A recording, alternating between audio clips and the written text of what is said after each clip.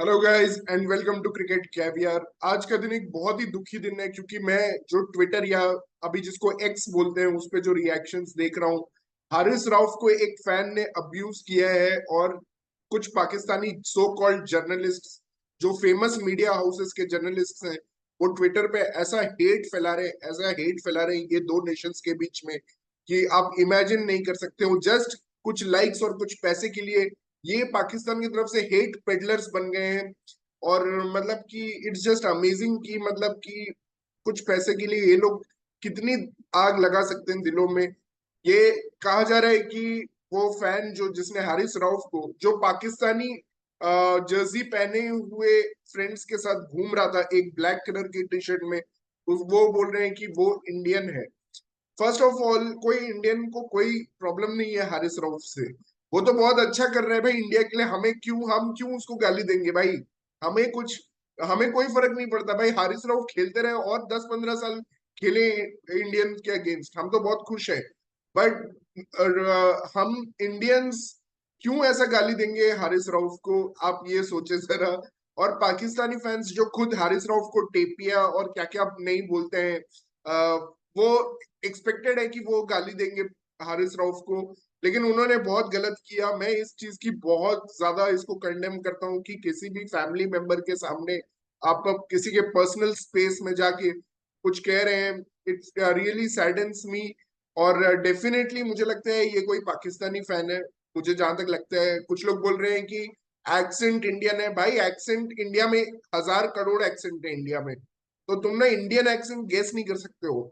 ये डेफिनेटली मुझे लगता है क्योंकि वो जो फ्रेंड सर्कल है जो दिख रहा है उसमें सारे पाकिस्तान के जर्सीज पहने हुए हैं, तो डेफिनेटली मुझे लग रहा है ये पाकिस्तानी है।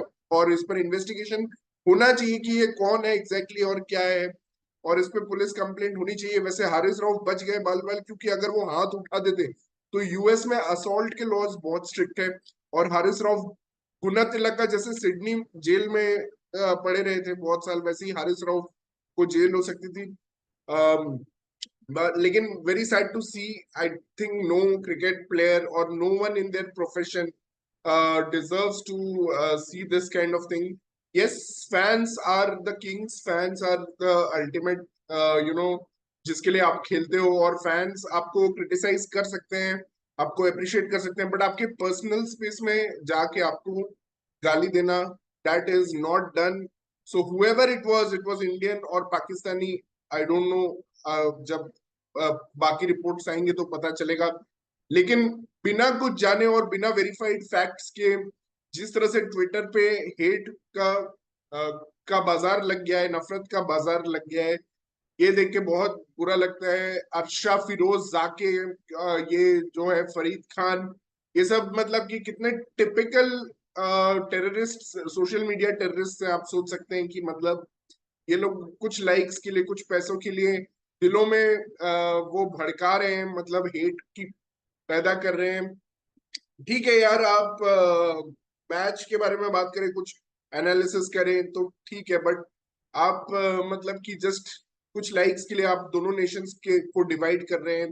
फैन मतलब आपको लाइक्स मिल रहे हैं, कमेंट्स मिल रहे हैं क्योंकि आप चाहते हैं कि रिएक्शंस आए, तो ये बहुत गलत है I think. But all my sympathies to Harris Rauf. I mean, I really like him as a person. और डेफिनेटली मतलब किसी को भी हर्ट होगा। और पहले के जमाने में ये तो बहुत होता था, हमें पता नहीं चलता था। अभी सोशल मीडिया का एरा है तो ये सब चीजें पता चल रही हैं। But you can just imagine what Indian players who told Pakistan, Kris Srikkanth का शर्ट फाड़ा गया था पाकिस्तान के क्राउड में। इंडियंस ने भी टोरंटो में किसी इंडियन कैनेडियन ने इंजमाम उलग को आलू बुलाया था। So there have been multiple incidences जहाँ पे दोनों फैंस ने बहुत ही मतलब कि बहुत ही गंदा बिहेवियर दिखाया है, रिस्पेक्टेबल बिहेवियर नहीं दिखाया है। तो ये बिल्कुल होना नहीं चाहिए। इसको एज ए गेम ही लें आप खुद ही। अगर इसको जैसे मतलब war kind of environment create कर रहे हैं तो आपको मतलब क्या लगेगा मैच हार के। मतलब मैं समझ सकता हूँ disappointment Pakistan fans, but come on man, it's just a sport, it's just cricket. So आप इसको ये नेशन वर्सेस नेशन प्लीज ना बनाए तो अच्छा है। और दूसरी बात, पाकिस्तान क्रिकेट से और जो न्यूज आ रही है कि गैरी कर्स्टन ने जो ड्रेसिंग रूम में बोला कि टीम इज नॉट यूनाइटेड, ये खबर कहाँ से लीक हुई? क्योंकि लगता है कि उन्होंने ड्रेसिंग रूम में ये स्टेटमेंट दी थी, लेकिन ये खबर बाहर पहुंच गई है। और दैट सैड एक्चुअली कि ऐसी खबरें बाहर नहीं आनी चाहिए ड्रेसिंग रूम में। इंडिया के भी कोच रहे गैरी कर्स्टन, जब इंडिया 2011 वर्ल्ड कप जीती थी, तो उन्होंने डेफिनेटली जो भी कहा होगा किसी ने लीक नहीं किया है। So this must be some player from Pakistan team या कोई सपोर्ट स्टाफ होगा जिसने ये चीज लीक की है मीडिया में।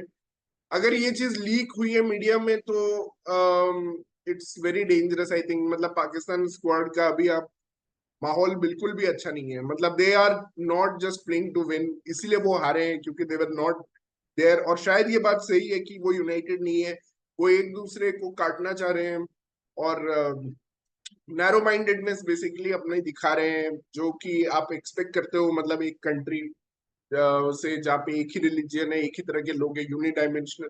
तो मतलब इट्स सैड। मतलब कि अगर आप देखो ओवरऑल तो आई होप मतलब पाकिस्तान थोड़ा और मच्योर हो as a nation and as a team. बहुत इसकी जरूरत है। तो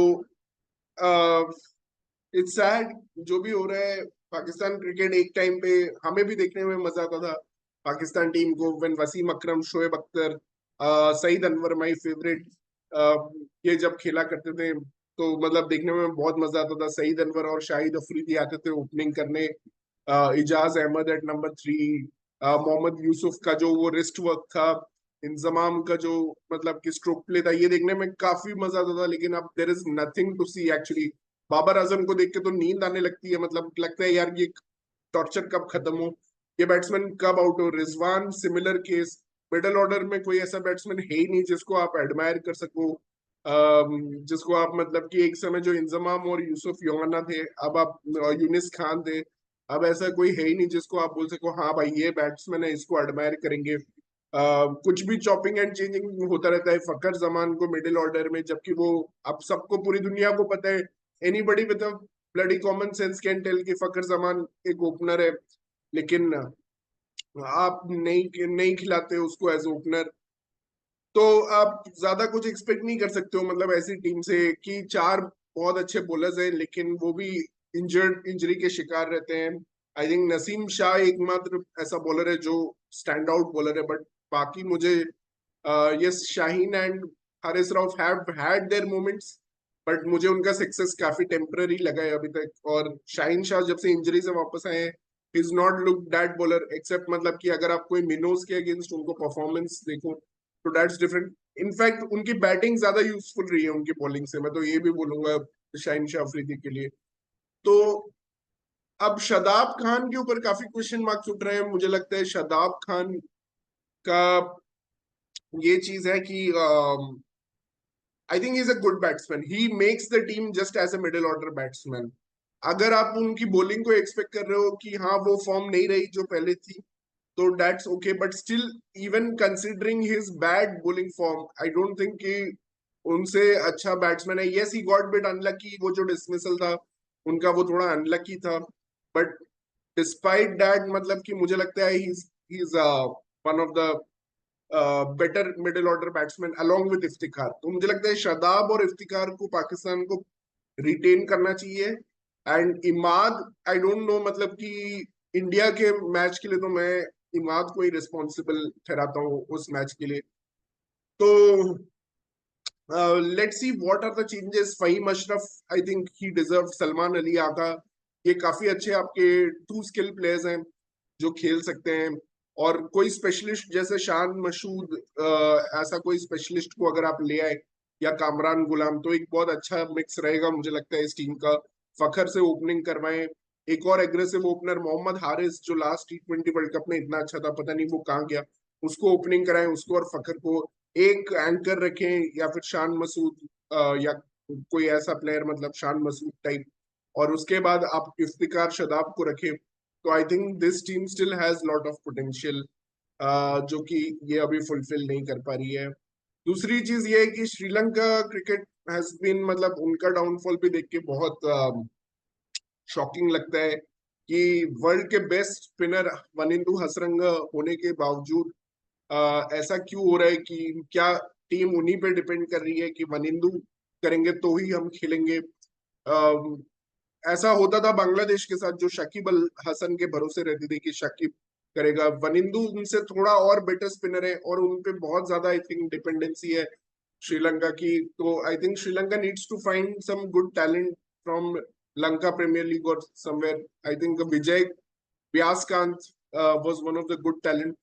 बट स्पिनर के अलावा उनको देखना पड़ेगा कि पेसर में क्या वो ये स्लिंगिंग एक्शन पेसर्स के जगह ये क्या अपने अच्छे पेसर्स को मिस कर रहे हैं, जैसे प्रमोद मधुशान, दिलशान मधुशांका, ये सब इस स्क्वाड के हिस्सा होने चाहिए थे। Dushmantha Chameera would have been brilliant on New York kind of pitch.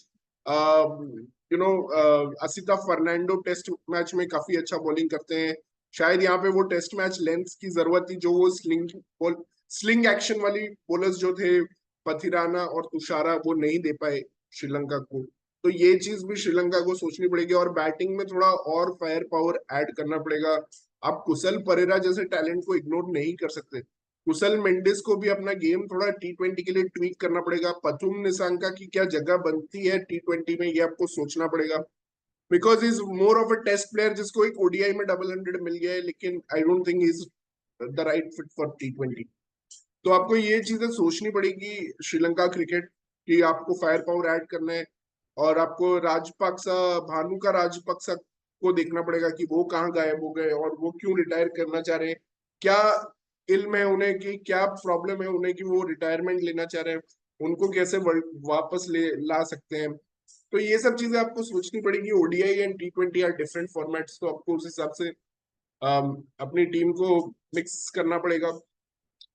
Bangladesh जो कि हमेशा मुझे लगता था चोकर्स रही है, वो उन्होंने एक्चुअली काफी अच्छा परफॉर्म किया है इस वर्ल्ड कप में। और उसका रीजन रहा है कि उन्होंने बहुत सारे यूथ यंग प्लेयर्स को चांस दिया जिनको पहले चांस नहीं मिलता था। इनफैक्ट जो सौम्या सरकार को उन्होंने ड्रॉप किया और उसके बाद जो मतलब उन्होंने ओपनिंग में चेंजेस किए, तंजीद को लाए, तंजीद एंड तंजीम, बॉलिंग में तंजीम को लाए। एक एक्सपीरियंस रखा मुस्तफिजुर, एक एक्सपीरियंस रखा शाकिब, बाकी और एक महमूदुल्लाह, बाकी सारी इनकी जो स्क्वाड थी वो पूरी नई स्क्वाड थी। तो ये वर्क करती है। I was impressed with Zakir Ali, I was impressed with other players like Tanzim and Tanzid and Tawheed Ridoy, the player who really won my heart. He won my Ridoy is Tawheed Ridoy. So it shows that bringing in youth works really, and that has happened with Afghanistan as well as Bangladesh, and Afghanistan also with a younger team is performing well. So you can see that Afghanistan and Bangladesh have मतलब इन्होंने अभी पाकिस्तान और श्रीलंका को थोड़ा पीछे छोड़ दिया है एशियन क्रिकेट के डायनामिक्स में, एटलीस्ट इन टी20 फॉर्मेट। और आई एम एक्सपेक्टिंग कि ओडीआई क्रिकेट में भी जल्द हो जाएगा। इनफैक्ट एशिया कप में, वर्ल्ड कप में अफगानिस्तान ने पाकिस्तान को हराया था और बांग्लादेश ने श्रीलंका को हराया था। तो यू नेवर नो कि ऐसा कुछ चेंज ऑफ डायनामिक्स हो सकता है। We may see Bangladesh overtaking Pakistan soon. तो that will be an amazing change in dynamics in Asian cricket. Along with Oman का ग्रोथ अच्छा हो रहा है, आप देख सकते हो। नेपाल का ग्रोथ अच्छा हो रहा है। Oman and Nepal could be the next two big things coming, and they can also challenge these people. So that's the thing, and कल से सुपर 8 मैचेस शुरू हो रहे हैं। So will be interesting. USA versus South Africa, I think पहला match तो काफी boring है, but next match is West Indies versus England, and there will be lot of discussion on this match, West Indies versus England match, कि ये कौन जीतता है and who wins this match will be definitely I think will be going through to the semi-finals, uh, because I think South Africa will be choking somewhere, some point. They've already had a very big share of their luck going their way, तो already उनको काफी luck मिल चुका है first stage में। तो मुझे लगता है कि winner of uh, tomorrow's match, even if South Africa comes back and wins some matches, तो कल का मैच एक डिसाइडिंग मैच हो जाएगा। मतलब इंडियन टाइम में ये परसों सुबह है ये मैच। तो that will be interesting to see. और सुपर 8 के बारे में हम बाकी बात कर चुके हैं वीडियो में। कुछ इंटरेस्टिंग मैचेस जो मुझे लगते हैं डिसाइडिंग हो सकते हैं वो है इंडिया वर्सेस बांग्लादेश। बांग्लादेश ने 2007 में ओडीआई वर्ल्ड कप में इंडिया को वेस्ट इंडीज में हराया था। तो एक और बार क्या बांग्लादेश कुछ, जब उनके पास मोमेंटम है तो कुछ क्या शॉक कर सकती है इंडिया को। That will be another match. और फैन बेसेस बहुत बड़े हैं ये दोनों कंट्रीज के और बहुत पैशनेट है। तो उनके बीच एक अच्छा हमें वो दिखेगा। ऑलरेडी वीरेंद्र सहवाग और शाकिब अल हसन ने थोड़ा उसको वो दे दिया है, मैच को थोड़ा फायर दे दिया है। और मुझे एक और जो मैच विद हेवी राइवलरी, जो बहुत न्यू राइवलरी शुरू हुई है, वो है ऑस्ट्रेलिया वर्सेस अफगानिस्तान। इसका राइवलरी वानखेड़े स्टेडियम से शुरू हुआ ओडीआई वर्ल्ड कप में, जब अफगानिस्तान ने एक जीता हुआ मैच, ग्लेन मैक्सवेल एक पैर पे उनको हरा दिया। और उसके बाद राशिद खान ने बोला है कि उस रात तो उसे नींद ही नहीं आई थी जिस तरह से वो हारे थे। और उसके बाद कुछ और कंट्रोवर्सीज भी हुई हैं, जैसे Australia has refused to host Afghanistan. Afghanistan के साथ मैचेस खेलने के लिए मना किया है ऑस्ट्रेलिया ने, बिकॉज उनकी वुमेन्स टीम नहीं है। एंड राशिद खान को ये बात पसंद नहीं आ रही है। उन्होंने बिग बैश लीग से पुल आउट करने की भी वो दी है कि मैं शायद पुल आउट कर लूं बिग बैश लीग से। तो this is another big match that I am looking forward to, क्योंकि इनकी राइवलरी भी बहुत इंटरेस्टिंग होते जा रही है। तो ये दो मैचेस हैं इंडिया ऑस्ट्रेलिया। तो ऑब्वियसली सब लोग वेट कर रहे हैं, इमोशनल ट्रॉमा को सब भुलाना चाहते हैं इंडियन फैंस। लेकिन ठीक है, सुपर 8 में it won't matter much. I think ये मैच फिर भी ग्रज मैच तो रहेगा। बट दूसरे ग्रुप में आई थिंक वेस्ट इंडीज और इंग्लैंड का मैच, जो 2016 का फाइनल जिन्होंने देखा है, और कार्लोस ब्रैथवाइट ने जो बेन स्टोक्स को 4 छक्के मारे थे उसकी यादें याद दिलाता है। उसके बाद वैसे इंग्लैंड ने एक बार 45 ऑल आउट भी कर दिया है वेस्ट इंडीज को। तो अम, देखते हैं क्या होगा, क्योंकि वेस्ट इंडीज इंग्लैंड की जो रिसेंट सीरीज हुई थी वेस्ट इंडीज में, उसमें भी वेस्ट इंडीज जीती थी। तो किस तरह का पिच होगा। पिच तो इनफैक्ट बहुत अच्छा है वेस्ट इंडीज इंग्लैंड वाले मैच में। वेस्ट इंडीज इनफैक्ट 2 अच्छे पिचेस पे खेल रही है। बट मुझे डर है वेस्ट इंडीज का कि अगर वो सेमीफाइनल्स ट्रिनिडाड में खेलती है तो ट्रिनिडाड में बहुत खराब पिच है भाई। वहां पे जो भी टीम जाएगी वो फंस जाएगी सेमीफाइनल में। तो West Indies South Africa can be the deciding match, क्योंकि वो लास्ट में है। और England South Africa also is a big match. Of course मैं यूएसए को काउंट नहीं कर रहा हूँ, but they can also spring some surprises, you never know. तो ये है सुपर 8 के बारे में। अगले 4-5 दिन में हमें पता चल जाएगा। Matches back to back back to back back to back हैं ओवर द वीकेंड। और हमें 4-5 दिन में पता चल जाएगा कौन होंगे सेमीफाइनलिस्ट। इंडिया तो गयाना में खेलने वाली है, जो कि डिसेंट पिच है, लेकिन ट्रिनिडाड में जो टीम खेलेगी वो थोड़ा वहां फंस जाएगी। एज एन इंडियन फैन मुझे थोड़ा वेस्ट इंडीज से डर लग रहा है कि अगर वेस्ट इंडीज और इंडिया का सेमीफाइनल होगा अच्छे पिच गयाना में, तो I think West Indies could be the favourites knowing the conditions well. ऐसा हो सकता है कि वो फेवरेट्स हों, पर देखते हैं क्या होगा। काफी इंटरेस्टिंग वर्ल्ड कप चल रहा है गाइस। मजा आ रहा है। थोड़ा फॉलो करने में मुश्किल हो रहा है टाइम जोन्स की वजह से, बट काफी इंटरेस्टिंग है। आप प्लीज हमारे चैनल को सब्सक्राइब करें और हमें कमेंट्स में बताएं what do you feel about it. Thank you guys for tuning in. Take care, good bye, and bye from Cricket caviar.